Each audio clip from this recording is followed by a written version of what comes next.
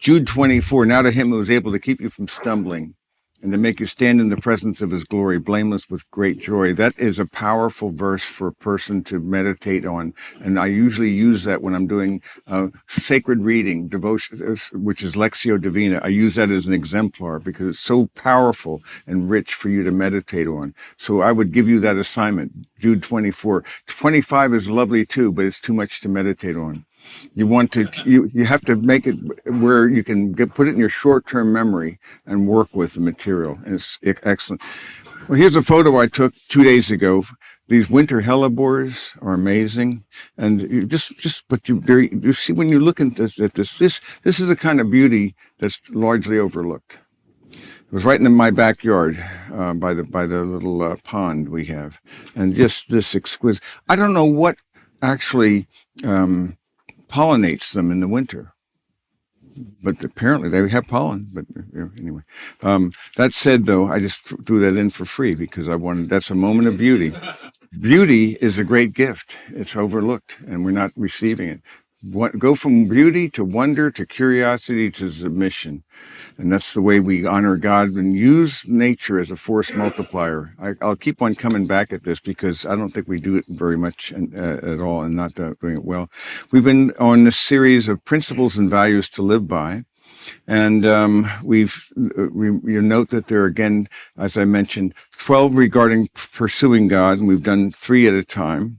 And then we are now at pursuing godly character. We've done the first 3, and now we're zooming in on the next 3. And I've found this to be great fun because it forces me to connect these qualities in a way because they all connect, they all relate.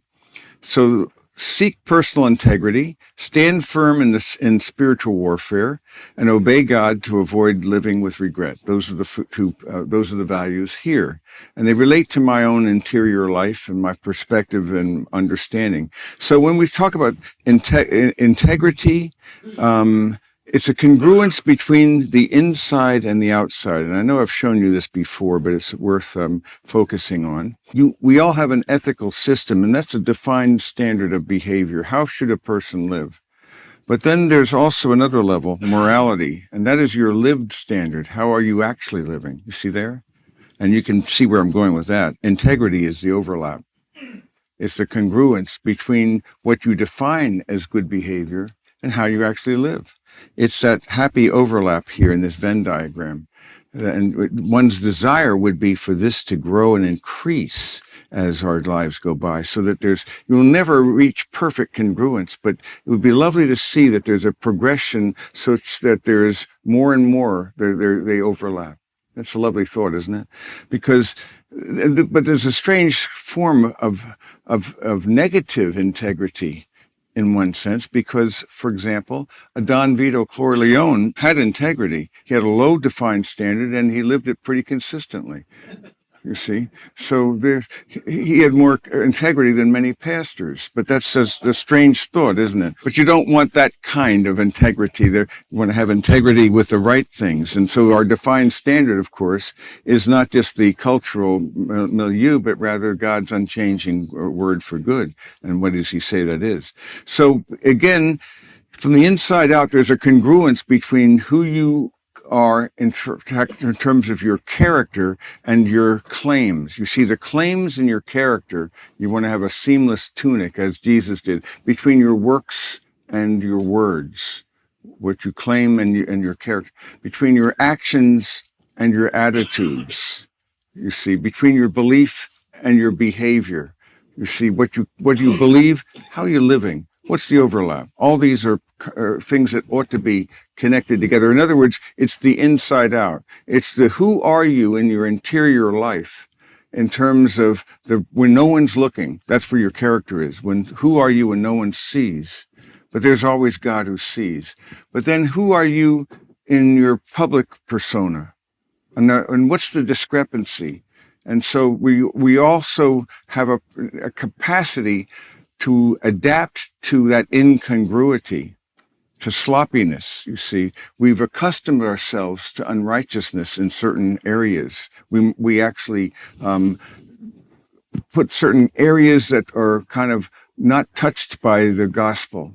in our lives. And so this is an idea of becoming more and more in our practice who he's made us in our position. And this, of course, makes me think of this little card that we sent out. This who do I say that I am overview. And this is something that I'm going to want to put in your hands, but this is something I want you to review. If you had this, you could put it in your, I don't know, we should put a grommet in a suction cup and make it another hope in a rope or power in a shower. But you can just stick it on your mirror if you want. But this wouldn't be a bad thing to put in your mirror. So you don't go through it every morning, but you could just randomly grab any of these.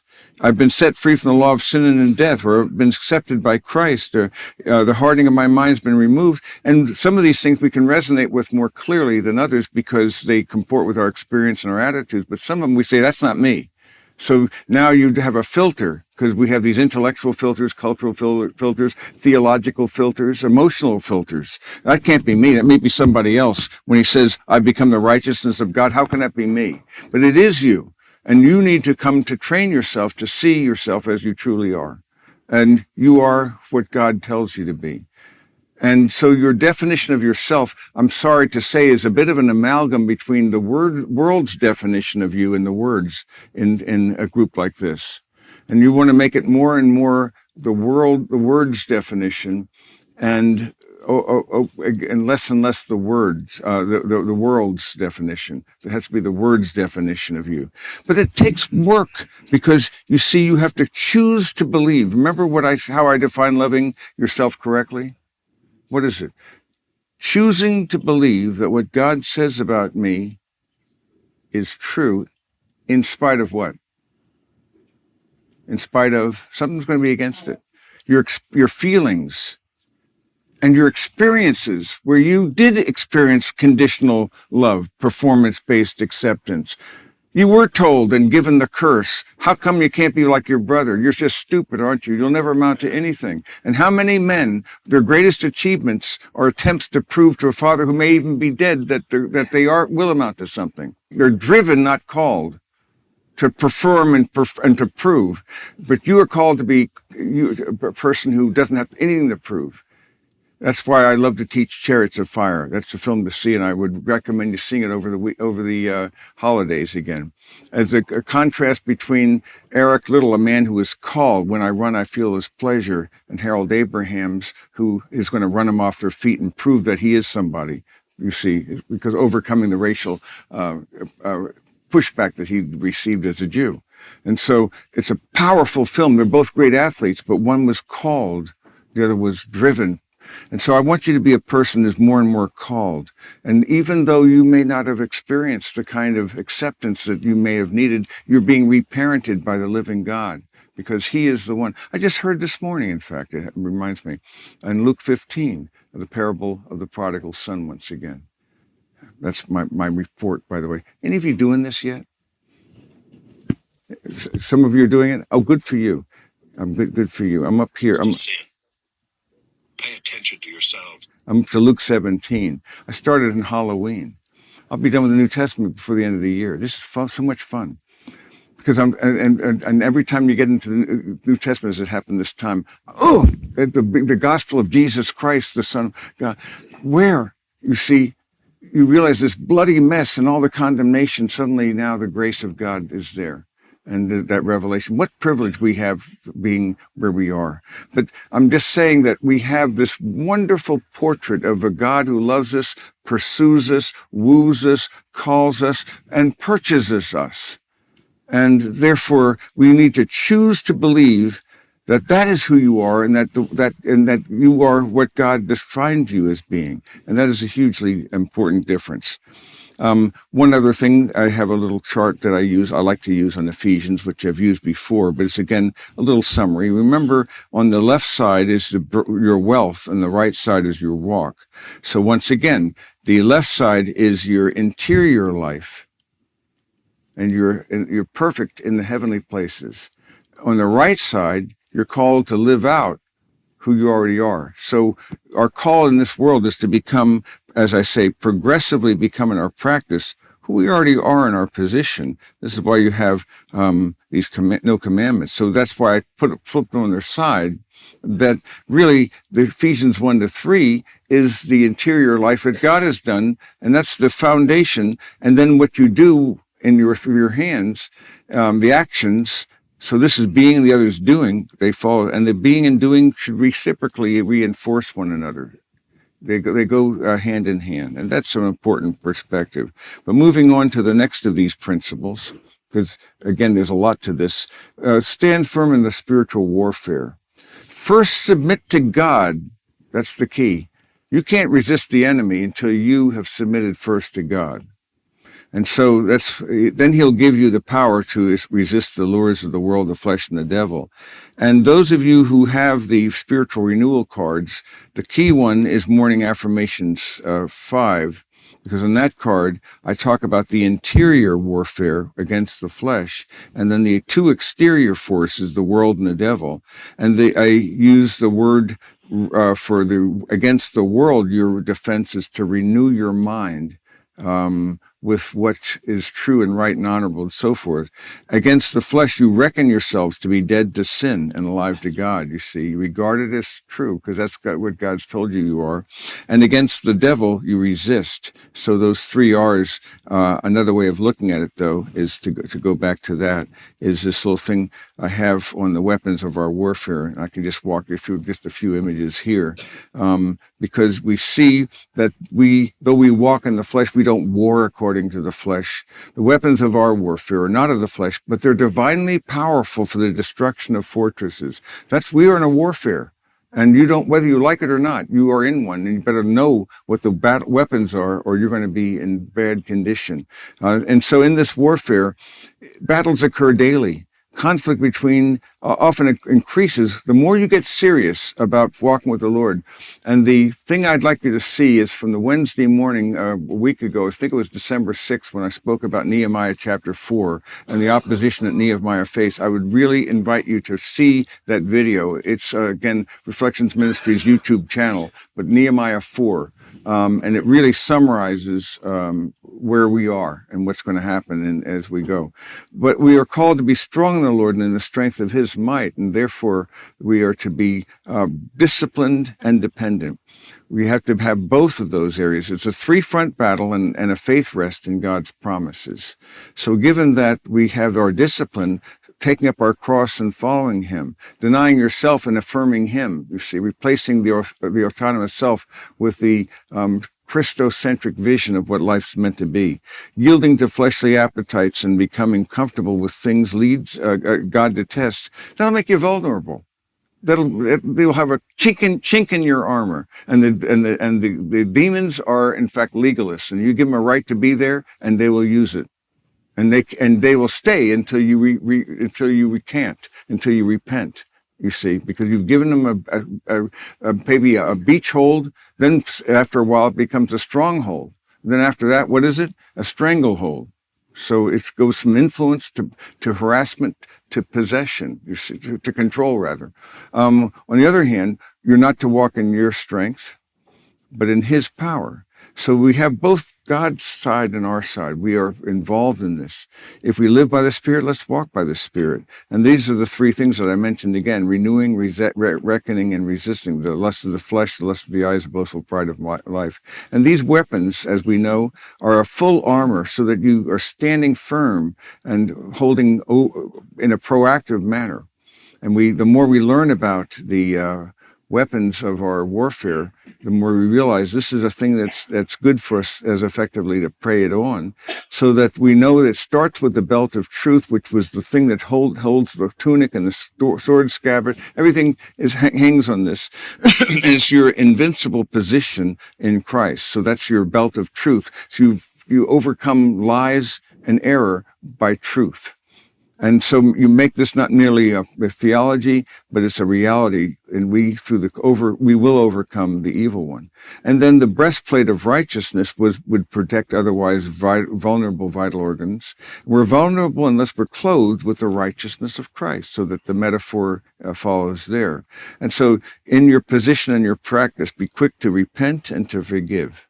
You see, so I had a friend who called me just yesterday, and it was a relative, and she was having trouble with forgiveness with her brother in our family. And I had to talk with her and help her process this, because unforgiveness will be like a cancer in your soul, and it'll tear you apart. You see, and to realize you were forgiven vastly more than you're being asked to forgive. But it's the armor of God continues, because the sandals of peace, holding your ground, preparation for the gospel of peace, they had hobnails in them. So peace with God is the basis for the peace of God as well, peace with God. The shield of faith, and it was interesting how they interlocked. And so it was a corporate dynamic. It wasn't just individual, but they worked together. And they would make that turtle thing that they would actually see. If you see it in Gladiator, the turtle, and so they would be covered from even things that would come from above.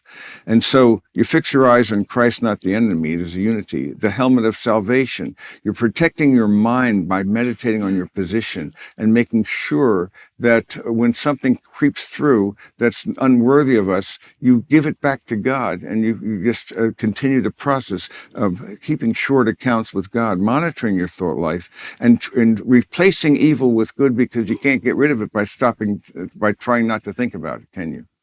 The only way you can get rid of that image or whatever it is to replace it with a better thing, a better good, a better truth. And so let faith trump negative feelings. These are things that are principles. The sword of the Spirit is an offensive weapon. And in this offensive weapon, then, you're using this to gain facility and handling the word as you read, memorize, and meditate. Those are the texts that will actually serve you well in this warfare. And then another weapon, an offensive weapon, is prayer. So really the word of God and prayer are your offensive weapons, available to every believer, and the quality of your prayer life determines the degree of your spiritual vitality. So endurance in prayer requires discipline, but I'm particularly keen, as you know, in practicing his presence and bringing him where you are. So what was I doing when we were praying this morning in that prayer? What was I doing? You should know what I was doing, because I want you to be doing it. This is not for the professionals. So I asked that question. I did it right when we were praying this morning. What do you seek? Boy, I see you're really familiar with this, aren't you? Who do you say that I am? And that third question, that diagnostic, those are poignant questions. Those first and last questions of Jesus that are recorded in the Gospels are astonishing. And then what did I also do? I threw another thing in, another trilogy. Trust the Father. Abide in the Son. Walk by the Spirit. Sometimes I'll reverse the order so this doesn't become just rote. So sometimes I'll say, I want to walk by the Spirit. I'm going to abide in the Son. I'm going to trust in the Father. So go backwards and forwards. Powerful. A friend of mine actually had this experience, and he was just describing it to me, and how he was under some kind of a demonic sense of oppression in his sleep.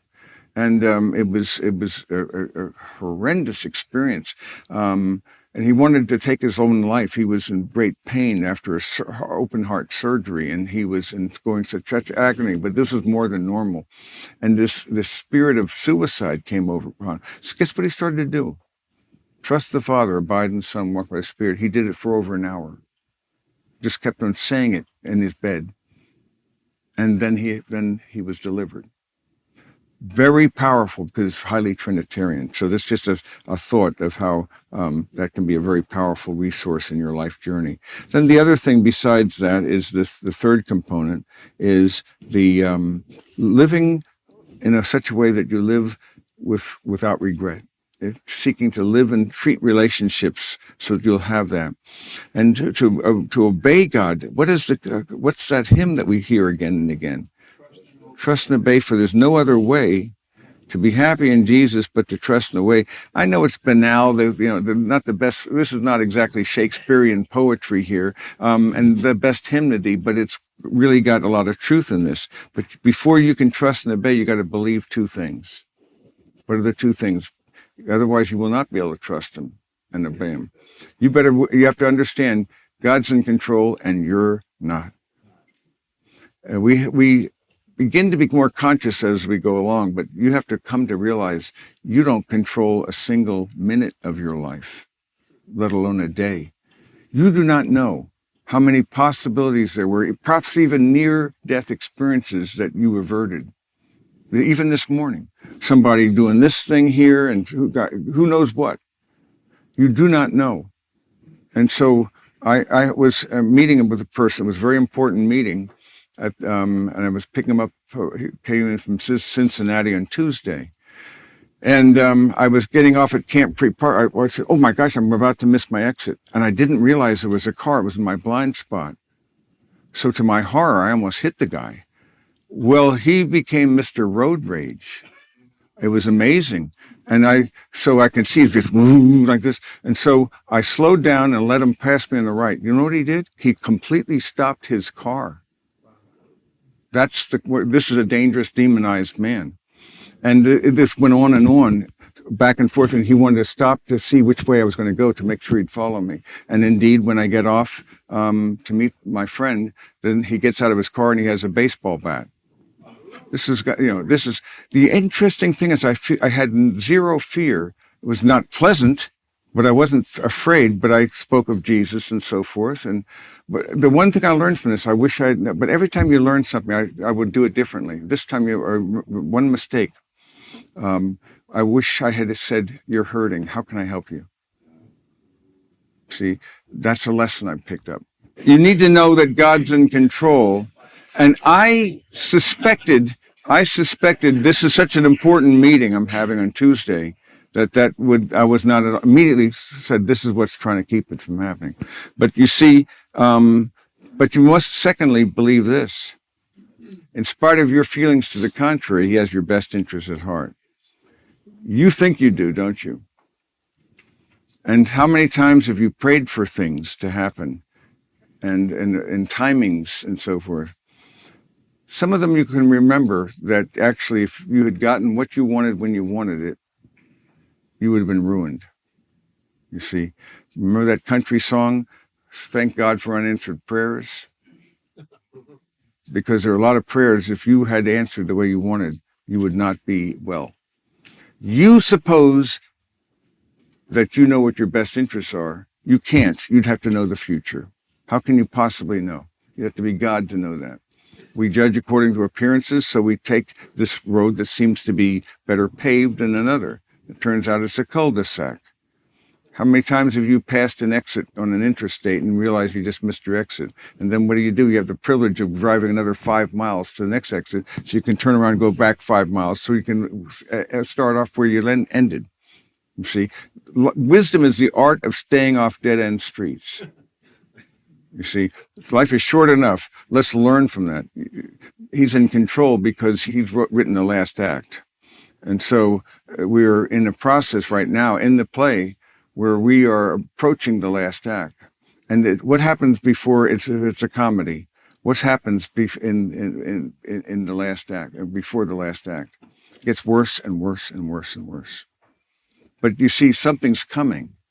And that's where the story will be, nobody will get away with murder. People, if I was an atheist, I'd have to admit that I have a worldview in which no one will ever get true justice. You see, because they get away with it by death. But of course, they have to appeal to God to condemn God. Unless the ultimate reality is moral, you can't morally condemn it, but that's another story. The fact is that God is in control because you will see he does all things well. And so the way you tell the nature of a play is the outcome. And in a comedy, though, all the players will actually, through the adversity, develop greater character and integrity than they would have had there been no conflict. It's the suffering. Remember, I've told you before, and you know it's true in your life. You will always learn more from your setbacks, sorrows, and sufferings than you will from your successes. You don't want them, but God's in control. And my praise for that is he redeems what he allows. He redeems what he allows. But unless I believe those two things, I can't trust and obey him. That's my point, you see. Because if I think I have a better interest at heart, then I'm going to try to get God to do them. And even my prayers will become, as I've told you before, strategy sessions in which I tell God what my best interests look like and then give him generous suggestions as to how and when to pull them off. Yeah. That's not prayer. That's sympathetic magic. You think God's that stupid? Oh, you got me there. The fact is that your desire is to submit to his will, not for him to submit to yours. But you have to realize, until you acknowledge you don't even know what your best interests look like. That's why you can rejoice always. What does it say? Pray without ceasing. What's the third part? How can you give thanks for things you don't want or don't like or that seem evil? Because you can thank him not because of the thing itself, but because what it will produce. Not because you like the pain, but because it will perseverance brings about proven character, and proven character hope, and hope does not disappoint. In Romans 5, and then James 1, consider it all joy when you encounter various trials. And the test of your faith produces endurance. And so this whole quality that you may be mature and complete, lacking nothing, it has a purpose. And then the last part I wanted to share with you is this whole idea of obedience in John 14, because this is, again, a rather powerful scene. If you love me, you will keep my commandments. We've seen this before, but it's very important for us to understand that this is a portrait of keep my commandments. And then the second one, and so he's saying the same thing 3 times, effectively. The second one, he who has my commandments and keeps them. So he starts with the one who has his commandments and keeps them. And what he has here is this one, he keeps my word. If he loves me, he keeps my word. So here he starts with love. This one has the one who loves him, so the commandments are first. But he's bringing the changes on the truth that all of these things are needful. You must understand that if you want to know him better, you have to take the risk of holy obedience. And so obedience is not pleasant, but it leads always. Have you ever regretted a time of disobedience? Consistently. How many times have you regretted an act of obedience? You get the picture. We have a perfect track record. So, as with that, I wanted to say something I like to say so much, that obedience is a portal of divine disclosure. You want to know him better? Do what he tells you to do, and then he will reveal himself to you. That's a portal. You want this divine disclosure. I want to know you better, okay? Do what I call you to do. And then you'll get to know me better.